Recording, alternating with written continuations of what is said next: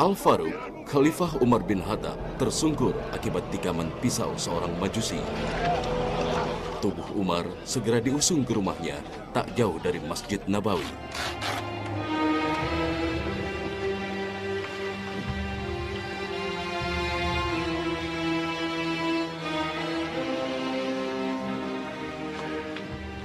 Dalam kondisi tak berdaya dan lemah, tak ada yang terpikir oleh Umar, kecuali nasib kaum muslimin.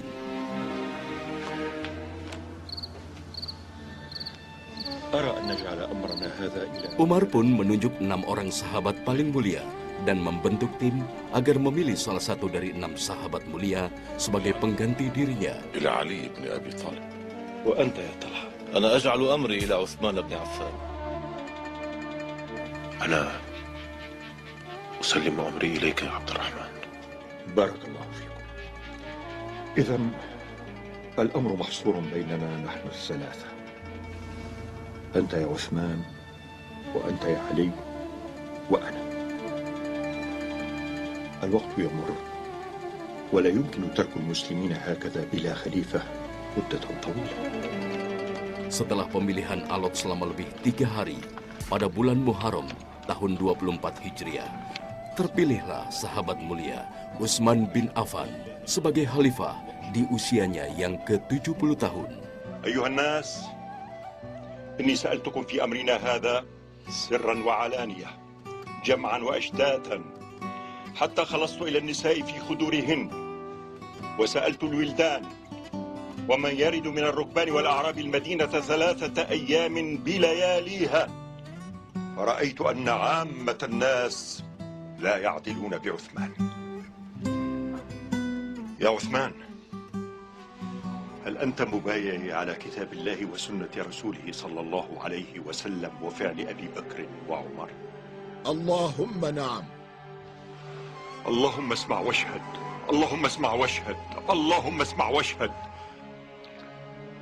أيها الناس، تعالوا فبايعوا أميركم عثمان بن عفان.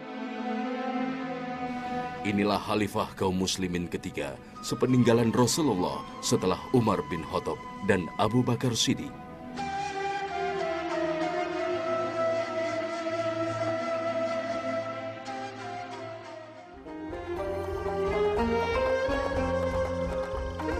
Para sahabat ketika itu setelah wafatnya Umar radhiyallahu anhu, mereka lebih menginginkan Abdurrahman bin Auf sebagai khalifah. Dan sebetulnya Abdurrahman bin Auf juga tahu akan keinginan masyarakat ketika itu, tetapi dia memilih untuk mengundurkan diri dari pencalonan setelah semalam sebelumnya, di malam sebelumnya beliau bermimpi bertemu dengan Rasulullah Sallallahu Alaihi Wasallam, dan dari apa yang diisyaratkan oleh Rasulullah SAW bahwa kekhilafahan itu setelah Abu Bakar, kemudian Umar, berikutnya adalah hak Utsman. Oleh karena itu, setelah ia mengundurkan diri dan melakukan pertanyaan-pertanyaan kepada masing-masing calon dan kemudian melakukan survei di masyarakat, memang Utsman lebih dominan, lebih cocok dibandingkan dengan Ali bin Abi Thalib, terutama dengan pertanyaan terakhir ketika Ali ditanya untuk dibaiat, dia mengatakan tidak sanggup kecuali memang ditunjuk akan lakukan sepenuhnya, semampunya. Sementara Utsman bin Affan ketika diminta berbaiat, dia mengatakan dengan sangat tegas, ya, aku sanggup melakukannya. Tampilnya Utsman bin Affan sebagai khalifah menjadi berkah tersendiri bagi kaum muslimin. Selama 6 tahun pertama, sahabat mulia menantu Rasulullah ini mengikuti jejak Khalifah Umar bin Khattab dalam memimpin kaum muslimin. Pribadinya yang lemah lembut dan bersahaja membuat kaum muslimin hidup dalam kenyamanan dan kedamaian. 12 tahun pemerintahan Utsman itu 6 tahun yang pertama itu adalah tahun di mana masyarakat begitu bahagia. Masyarakat begitu senang sekali, pemimpinnya sangat lembut, sangat adil, sangat dermawan, ya. Pemimpin yang betul-betul khalifah yang rasyid, dan ini membuat masyarakat menjadi sangat nyaman. Sebenarnya dari 12 tahun itu kalaupun dibagi dua, 6 tahun pemerintahan yang sangat nyaman, 6 tahun belakang itu mulai muncul masalah. Walaupun sebenarnya masalah itu baru muncul besar di 2 tahun terakhir saja. Jadi kalau di 12 tahun, kemudian 10 tahun Utsman begitu luar biasa. Tiba-tiba sejarah Utsman menjadi sangat keruh hanya oleh 2 tahun yang terakhir, itu masalah. Karena 2 tahun yang terakhir pun nanti kita akan melihat bagaimana sebenarnya sejarah tentang Utsman banyak sekali dimasuki oleh kepentingan sehingga muncul berbagai macam kisah yang palsu tentang fitnah di seputar Utsman. Utsman bin Affan yang memang memiliki kekayaan berlimpah sejak sebelum Islam tak pernah disibukkan dengan mencari nafkah untuk menghidupi keluarganya. Tak pernah sekalipun mengambil gajinya sebagai khalifah. Bahkan sahabat mulia ini lebih banyak memberi kepada orang lain dari harta kekayaannya sendiri.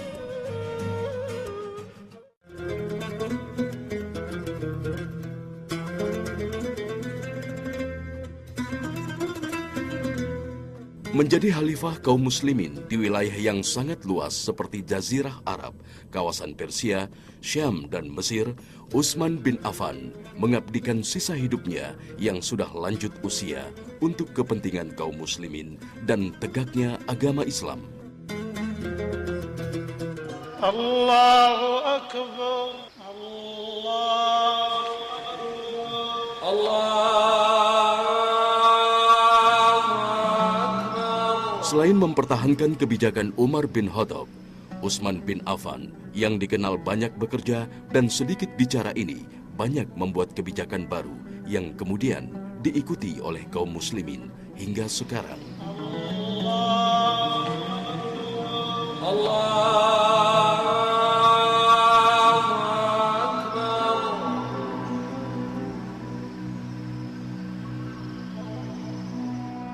Masjid Nabawi yang menjadi pusat pemerintahan Khalifah Islam diperluas sehingga bisa menampung jumlah jemaah kaum muslimin yang terus saja meningkat.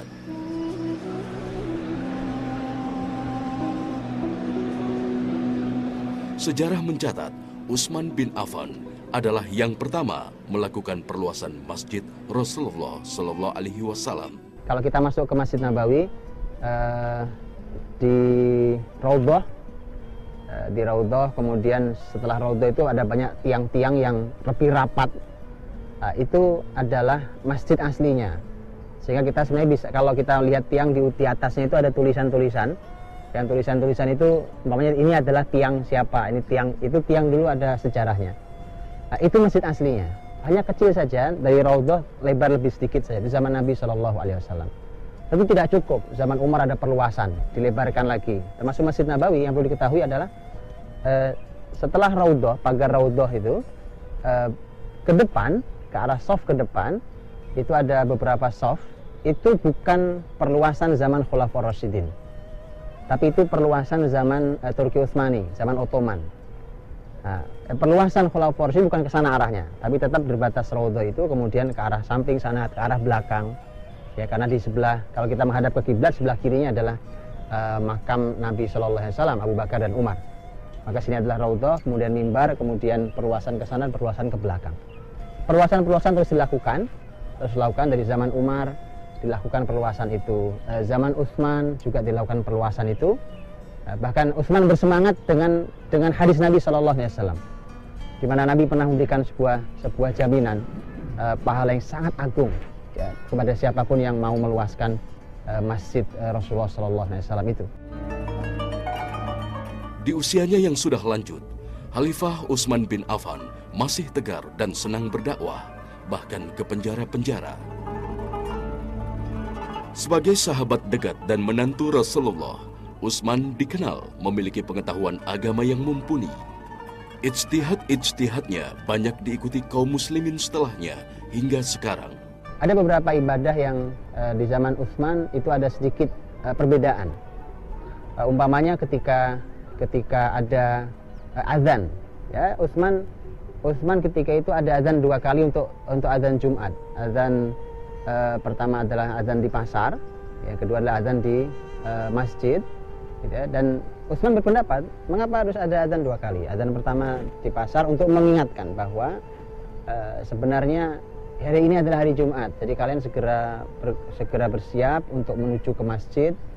Jadi ini ijtihad. Kenapa? Ketika itu tidak ada suara-suara seperti hari ini, bahkan tidak ada peralatan yang bisa menjangkau mereka, mengingatkan bahwa hari ini adalah hari Jumat. Maka kemudian Utsman mengingatkan dengan azan di pasar, sehingga orang bersiap bahwa ini hari Jumat, baru nanti azan di masjid. Nah, ini jaminan dari Nabi SAW. Makanya ketika ijtihad ini dilakukan oleh Khulafaur Rasyidin, kemudian mereka telah mendapatkan jaminan legitimasi dari Nabi, maka ini adalah sesuatu yang legitimit dan tidak ada masalah. Sahabat Utsman bin Affan yang mendapat gelar Zu Nurain atau pemilik 2 cahaya karena menikahi 2 putri Rasulullah menjadi pribadi matang dan menjunjung tinggi keadilan.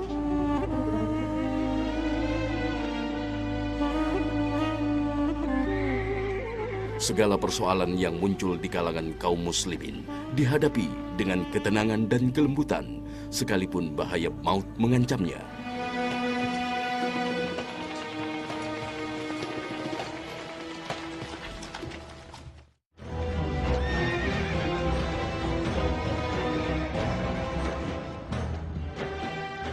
Ketenangan dan kelembutan yang melekat dalam pribadi Utsman bin Affan tak lantas membuat sahabat mulia ini berhenti menyebarkan Islam ke berbagai wilayah seperti yang dilakukan Umar bin Khattab.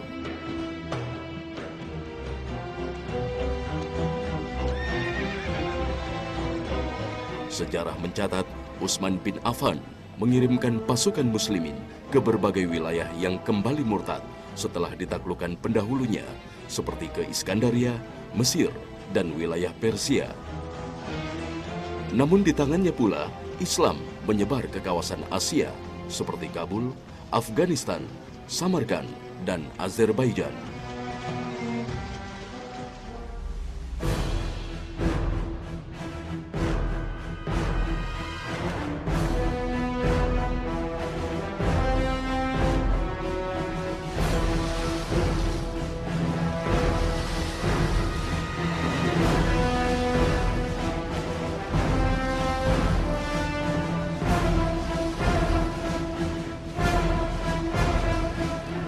Dari Mesir, muslimin digerakkan ke wilayah Afrika Utara hingga Maroko. Bahkan kawasan laut pun tak lepas dari perhatian Utsman bin Affan. Pulau Siprus di Eropa pun ditaklukkan oleh Angkatan Laut Pertama yang dibentuk oleh Utsman bin Affan.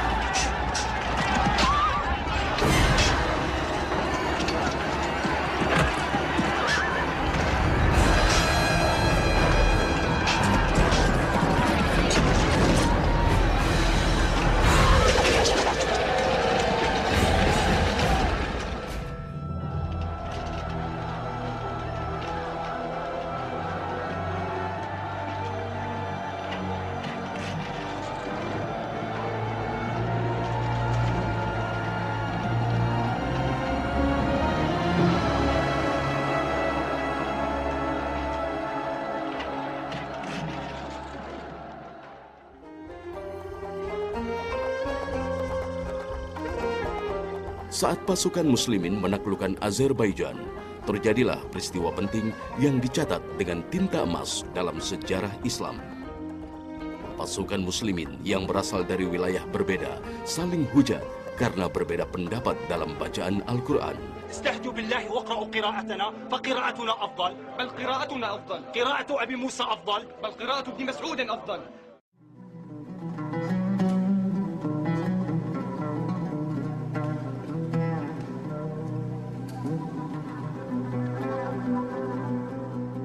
Inilah yang kemudian menjadi inspirasi pengumpulan Al-Quran dalam satu bacaan, yaitu bacaan Quraisy.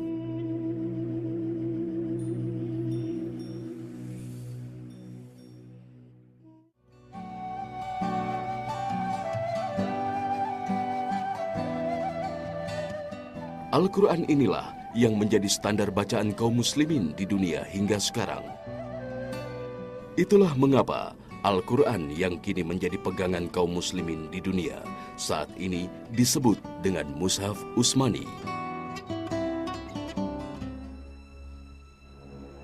Namun pengumpulan bacaan dengan standar bahasa Quraisy inilah diantaranya yang kemudian memunculkan api fitnah dalam sejarah Islam. Fitnah yang disebar oleh seorang Yahudi bernama Abdullah bin Sabah menjalar ke semua wilayah dan menggugat berbagai masalah yang berujung pada tuntutan agar Utsman meletakkan jabatannya sebagai khalifah. Api fitnah tak lagi bisa dibendung, sementara Utsman tak ingin memadamkan dengan kekerasan.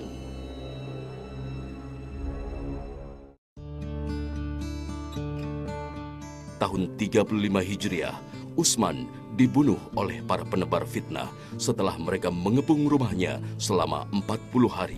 Utsman mengatakan, aku hari ini berpuasa karena semalam aku bermimpi. Aku bertemu Rasul, Abu Bakar, dan Umar. Kemudian Rasul mengatakan, irji, innak muftirun indi ghadan.